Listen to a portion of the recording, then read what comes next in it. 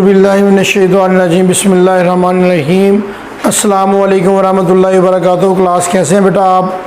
आज हमने फार्माकोग्नोसी पढ़ना था, लेकिन आपको पता है कि वो सिलेबस आपका कंप्लीट हो चुका है। तो डिफरेंट स्टूडेंट्स ने कहा है कि पहले आप सारा सिलेबस ख़त्म कर लें, फिर आप तैयारी के तरफ जाएं। तो लिहाजा आज जो दोनों लेक्चर्स हैं फार्मास्यूटिक्स पे जाएंगे। जैसा कि अभी लेक्चर नंबर 20 आपने पढ़ा, उसके बाद अब लेक्चर नंबर 21 फार्मास्यूटिक्स ही को आज हम डिस्कस करते हैं। तो पेज नंबर 68 पे हमने पढ़ना है introduction to aseptic dispensing and TPN dispensing. Aseptic dispensing वो होती है जिसके अंदर स्टीराइल प्रोडक्ट्स को आपने जीआईटी के अलावा, जैसे कोई चीज़ हम खुराक खाते हैं तो हमने मुंह में लेनी है और जीआईटी ट्रैक के ज़रिए हमारे स्टमक में जाती है।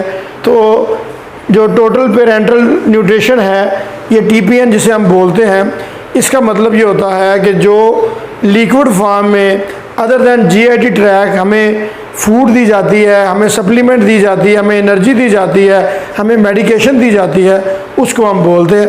अब इसको आगे आपके सिलेबस में कैसे दिया गया है पढ़ते हैं। आ जाए पेज नंबर 68 पे। Aseptic dispensing is the preparation and supply of sterile medical products which require some dilution or other handling before administration.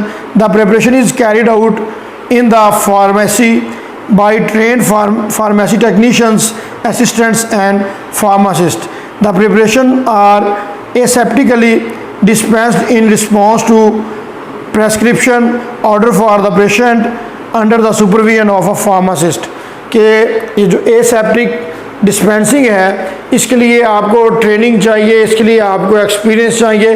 Under the supervision of pharmacist आपने काम करना है। हमने स्टीराइल प्रोडक्ट्स को विदाउट, जो उसमें जर्म कोई नहीं होते, उनको हमने पेशेंट को देना है अकॉर्डिंग टू प्रेस्क्रिप्शन। तो अब स्टरलाइजेशन आपने पढ़ा है माइक्रोबायोलॉजी में, डिटेल में मैम ने आपको पढ़ाया होगा। तो आज जो आपके टॉपिक में है आप देखते हैं। Sterilization is a process that eliminates, यानी रिमूव करता है, एलिमिनेट करता है और kills all forms of microbial life such as fungi, bacteria, virus, spore forms. कि स्टरलाइजेशन का मतलब होता है स्टीराइल करना। स्टीराइल का मतलब होता है नो माइक्रोब्स। कि आपने चाहे उनको किल करना है, चाहे उनको फिनिश करना है, चाहे आपने उनको रिमूव करना है, स्टरलाइजेशन कहलाता है। अब basic approaches for sterile preparation क्या है जी? टर्मिनल स्टरलाइजेशन है और एसेप्टिक प्रोसेस है। तो टर्मिनल स्टरलाइजेशन क्या है पहले पढ़ लेते हैं। एसेप्टिक का मतलब होता था complete absence of microbes, living microscopic animals, या हमारे पास जो माइक्रोस्कोप की नेकेड आई से नज़र नहीं आते, उनको कंप्लीट ख़त्म करना, उसको बोलते हैं एसेप्टिक प्रोसेस। अब टर्मिनल स्टरलाइजेशन पढ़ते हैं क्या होता है। Terminal sterilization is a more traditional method of sterilizing products. In terminal sterilization we fill a container, seal it and then sterile it. कि पूरा कंटेनर आपने प्रोडक्ट्स को अंदर रखी, पूरे कंटेनर में रखा और उसको फिर आपने स्टीराइल कर दिया। Whenever possible, products intended to be sterile should preferably be terminally sterilized by heat in their final container। कि उसको आप स्टीराइल कर दें हीट से, जो फाइनल कंटेनर में डाला गया है। एसेप्टिक प्रोसेस क्या है जी? Aseptic processing is the process by which a sterile product is packed in a sterile container in a way that maintains sterility। कि उसका कंटेनर भी स्टीराइल होगा, प्रोडक्ट भी स्टीराइल होगा और अंडर स्टीराइल इन्वायरमेंट आपने उसको पैक करना है। Aseptic processing is a simple idea. Sterile a container, sterile its cap, sterile its contents and then put them together. हर एक को अलग अलग स्टीराइल करके उनको इकट्ठा कर दें। Where it is not possible to carry out terminal sterilization by heating due to the instability of a formulation, a decision should be taken to use filtration and aseptic processing। आपके filtration use करना है कि filter आपको पता है different types के, different size के होते हैं। तो हमें पता है कि इसमें कौन सा माइक्रोब आ सकता है, उसका फ़िल्टर लगा दें ताकि वो गुजरे भी ना। In order to maintain the sterility of the components and the product during aseptic processing, careful attention needs to be given to the environmental, personal, container and clear sterilization and transfer procedures के each and every step को आपने sterile करना है। कहने का मकसद ये है। अब हमारे पास आ गया TPN डिस्पेंसिंग क्या है, total parenteral nutrition dispensing. Main topic है और इम्पोर्टेंट टॉपिक है। All people need food to live, sometimes a person can not eat any or enough food because of an illness. हर बंदा खुराक चाहता है, अगर कोई बीमारी की वजह से प्रॉपर खुराक नहीं खा सकता, द स्टमक और bowel may not be working normally, या हमारा जो स्टमक है वो प्रॉपर काम नहीं कर रहा, नॉर्मली फंक्शनिंग नहीं हो रही। When this occurs and you are unable to eat, nutrition must be supplied in a different way. One method is parenteral nutrition, जिसे इंट्रावीनस न्यूट्रिशन कहते हैं, कि हमें जैसे ड्रिप लगाई जाती है या हमें इंजेक्शन लगाया जाता है, इंट्रावीनियसली हम उस पेशेंट को, उस बंदे या बंदी को हम खुराक देते हैं, उसको हम बोलते हैं parenteral nutrition. The person receiving parenteral nutrition that contains glucose, amino acid, lipids and added vitamins and minerals etcetera, then it is called total parenteral nutrition. और पेरेंटल न्यूट्रिशन कोई भी इंटरवीनियसली आप डाल रहे हैं, और TPN का मतलब होता है टोटल। इसका मतलब है हमारी बैलेंस डाइट के अंदर कितने हमें प्रोटीन चाहिए, मिनरल चाहिए, विटामिन चाहिए, फैट्स चाहिए, सारा कुछ उसमें ऐड होता है। Solution for total parenteral solution nutrition may be customised to individual patient requirements और स्टैंडर्डाइज्ड सॉल्यूशंस में भी यूज, कि ये आप स्टैंडर्डाइज आपको मिल जाते हैं स्टैंडर्ड फॉर्म में भी, और पेशेंट के लिए स्पेशली भी प्रिपेयर किए जा सकते हैं। Before dispensing TPN look at the solution closely, कि आप उसको नज़दीक से देखें कि उसके अंदर कोई जर्म या कोई चीज़ तो नहीं है। It should be clear and free of floating material, कि इसमें किसी किस्म का कोई ग्रैन्यूल, कोई पार्ट, कोई भी चीज़ आपको नज़र नहीं आना चाहिए, क्रिस्टल क्लियर होना चाहिए, तब आपने इसको यूज़ करना है, वरना यूज़ नहीं करना। जेंटली प्रेस द बैग और observe the solution container to make sure that there are no leaks. फिर उसको प्रेस करके देखें, अगर लीकेज है तो उसके अंदर आपको पता है जर्म्स एंटर हो चुके होंगे, वो आपने यूज़ नहीं कराना। Don't use the solution if it is discoloured, अगर उसका कलर चेंज है तभी आपने इसको यूज़ नहीं करवाना। कंटेन्स पार्टिकल्स और इफ़ इट लीक्स, अगर इसमें पार्टिकल है, तीन चीज़ें हैं, कलर चेंज, लीकेज या कोई भी पार्टिकल है, तो आपने इसको यूज़ नहीं करना। Before using TPN, place it in a clean dry area to allow it to warm to room temperature। वहाँ रखना है रूम टेम्परेचर में, जहाँ पे इसके ऊपर डायरेक्ट सनलाइट नहीं पड़े। तो आगे है फार्मास्यूटिकल इनकम्पैटिबिलिटी क्या है, नया टॉपिक है हमारे पास, इसको हम पढ़ते हैं।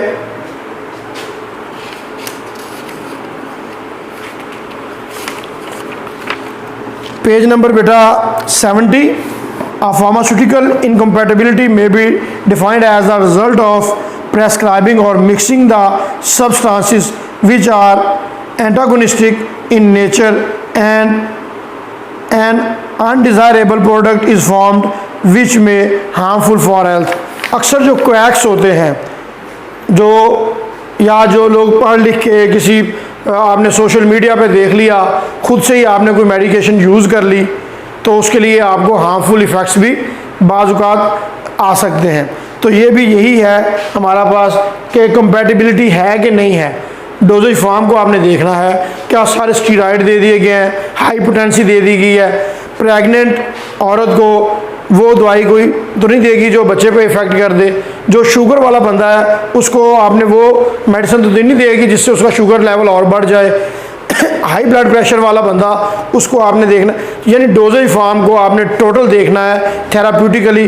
जब आपके पास चाहे प्रेस्क्रिप्शन आ गई है, आमतौर पर जो प्रेस्क्रिप्शन आती है हमें चाहिए कि हम दे दें, लेकिन नहीं, at being health care adviser और हम कंसल्टेंट हैं, हम बेहतर जानते हैं ड्रग्स को किसी भी बंदे से, चाहे वो किसी भी हेल्थ केयर टीम में काम कर रहा है। Pharmacist knows better than anybody else. तो लिहाजा आप बेहतर जानते हैं कि इस ड्रग का दूसरी ड्रग के साथ कोई इंटरेक्शन तो नहीं है, इसके खाने से कोई साइड इफ़ेक्ट तो नहीं।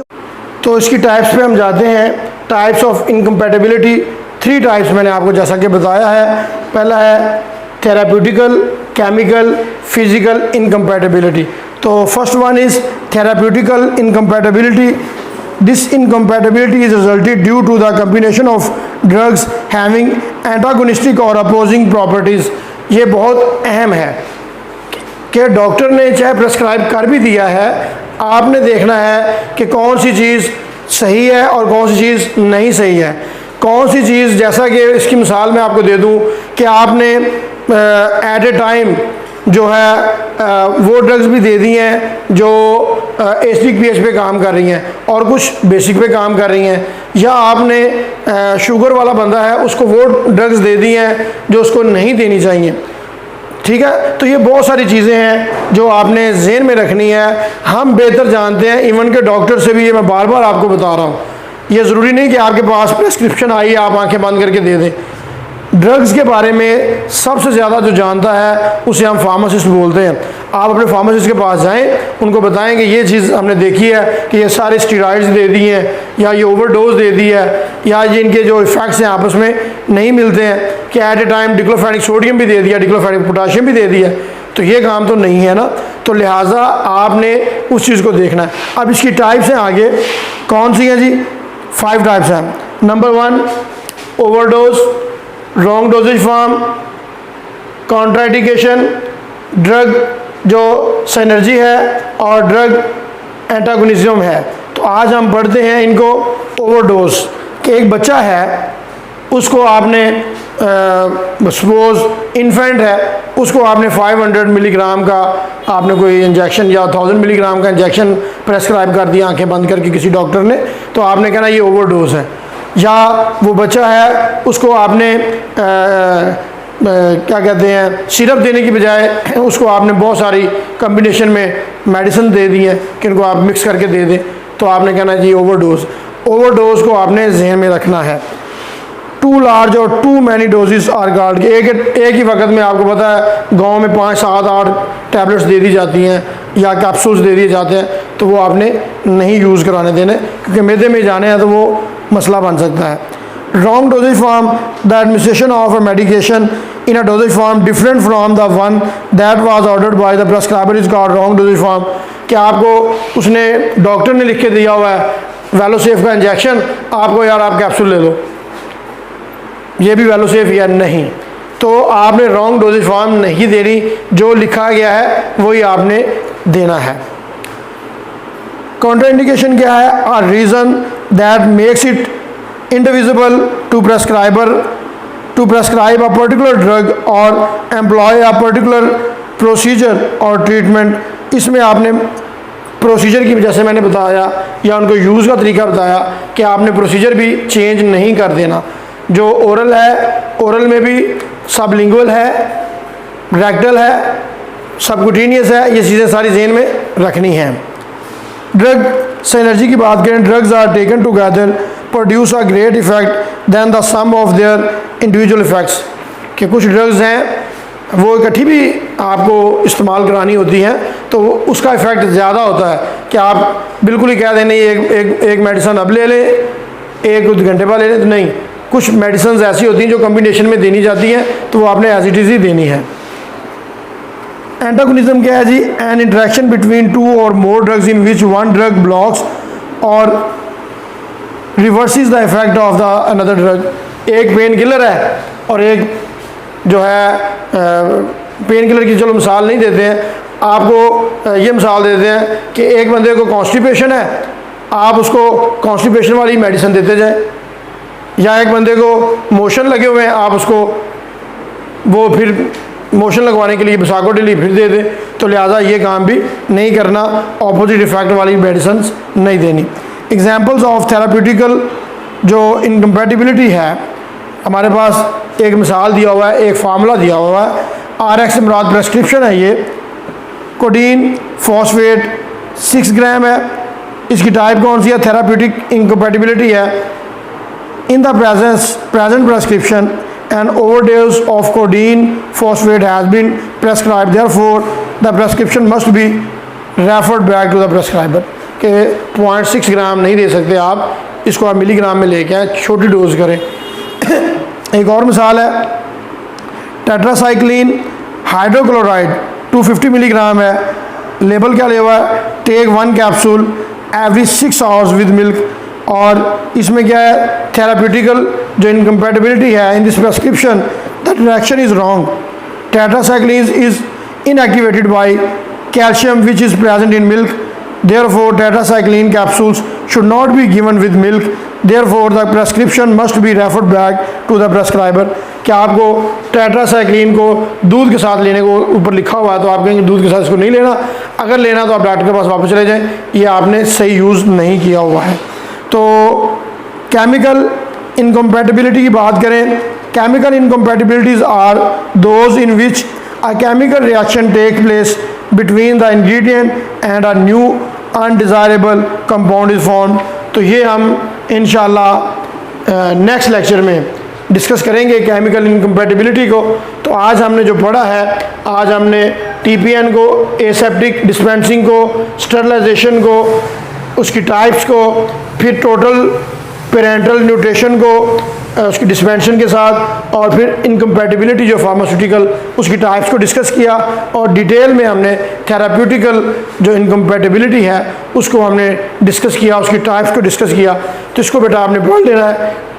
अगला जो लेक्चर होगा इंशाल्लाह, इसका भी हमारा आखिरी लेक्चर होगा, फिर आपकी जो बुक्स दूसरी है मैम वाली उसको ख़त्म करेंगे, फिर हम इंशाल्लाह एग्ज़ाम की तैयारी के हवाले से उधर जाएंगे। अगर आपको समझ ना लगी हो या कुछ मुश्किल पेश आ रही हो, आप फीडबैक ज़रूर दीजिएगा। अल्लाह हाफिज़।